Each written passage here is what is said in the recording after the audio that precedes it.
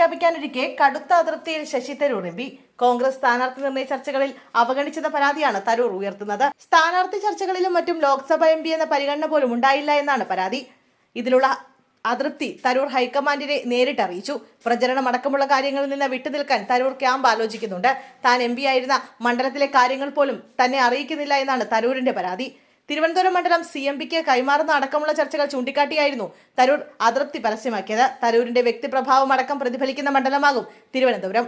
അതിനാൽ തരൂർ ഇടഞ്ഞാൽ തലസ്ഥാനത്ത് കോൺഗ്രസിന്റെ മുന്നേറ്റം എങ്ങനെയാകും എന്ന ആശങ്ക നിലനിൽക്കുന്നുണ്ട്. അതേസമയം സ്ഥാനാർത്ഥി നിർണയം സംബന്ധിച്ച് കോൺഗ്രസിൽ പ്രതിസന്ധി തുടരുക തന്നെയാണ്.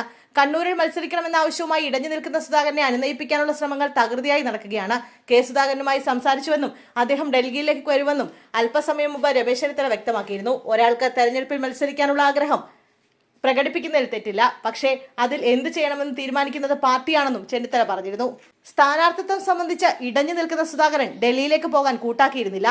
ഇതിനിടെ കഴിഞ്ഞ ദിവസം രാത്രി ചെന്നിത്തല സുധാകരനെ വിളിച്ചിരുന്നു. മാധ്യമങ്ങളോട് പ്രതികരിക്കരുതെന്നും ഡൽഹിയിലേക്ക് വരണമെന്നും രമേശ് ചെന്നിത്തല ആവശ്യപ്പെട്ടതായാണ് വിവരം. എന്നാൽ അനുനയത്തിന് വഴങ്ങാത്ത സുധാകരൻ മത്സരത്തിൽ നിന്നും പിന്നോട്ടില്ല എന്ന ഉറച്ച നിലപാടിലാണ്. അങ്ങനെ ഇരിക്കെയാണ് സുധാകരൻ ഡൽഹിയിലേക്ക് വരുമെന്ന് ചെന്നിത്തല ഉറപ്പ് നൽകുന്നത്.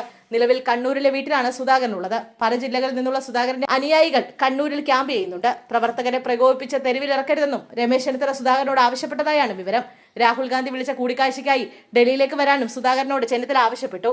എന്നാൽ സീറ്റുണ്ടെങ്കിൽ മാത്രം ഡൽഹിക്കെന്ന നിലപാടിൽ ഉറച്ചു നിൽക്കുകയാണ് സുധാകരൻ.